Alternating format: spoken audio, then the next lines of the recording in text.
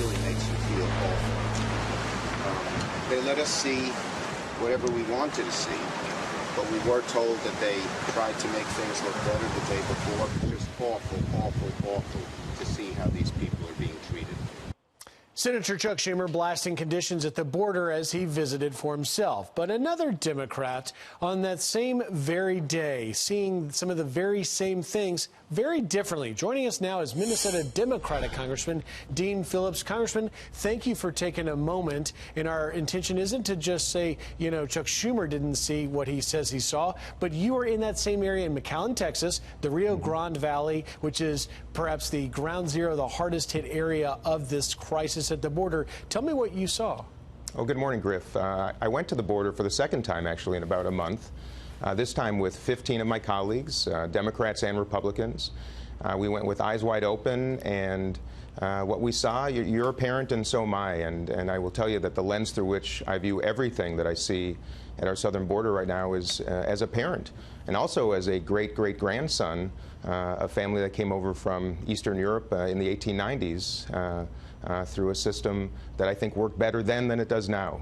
And what we saw was painful. I'm a human being, and I think every nation and every culture should be judged by how it treats children, not just our own, but all around the world. And you can imagine how painful and emotional it is to see kids in very difficult conditions. But I also saw hopefulness, and I want to reflect on that too, because in the midst of all the despair, I saw young kids with possibility in their eyes, and I believe that the risks that they're taking to even come here begs for our Congress to do better by them, by people in our own country right now.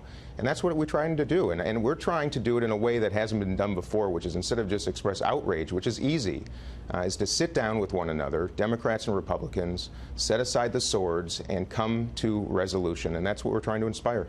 And Congressman, for more than a year and a half, the Border Patrol officials have been calling on lawmakers, both Democrats and Republicans, for solutions. And it's really refreshing that you are looking for that in the Problem Solvers Coalition of House members. But, some of your Democrat colleagues in the House have been painting a picture, a culture of inhumanity is actually how one of them put it. When it comes to the actual Border Patrol agents on the front line you saw, was it a culture of inhumanity? Well, this whole circumstance dehumanizes a lot of people, and I have compassion first and foremost for the children, as I said earlier. But in our experience, both the first time I went and then just a couple of days ago with my colleagues, we also saw beautiful examples of humanity expressed by agents and officers at the border itself, in the facilities. Yes, we have a problem, as evidenced by some of the recent news reports, and those are atrocious.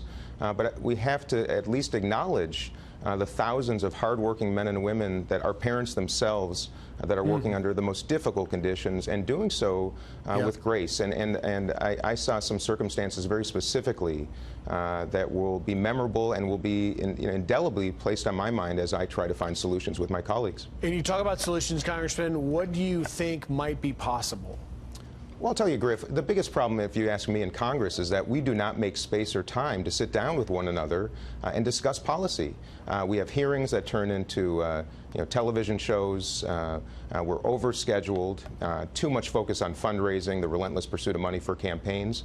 We've got to create time and space to get together, we in Congress in both chambers, the executive branch, and that's the beginning. I do not have a magic wand. I cannot affect policy tomorrow. I'm one of 535 total votes here in the U.S. Congress. But the beginning is sitting down. Congressman Lloyd Smucker, my Republican colleague from Pennsylvania, and I are going to be leading a bipartisan task force. We will invite whoever has thoughtful ideas and solutions to sit down with us, and that is the beginning, and that's my promise. Well, Congressman Dean Phillips, thank you for taking time. We look forward to following it and hope that you are successful in getting people to come together. Thanks. Me Thanks, too. Thank you, Griff.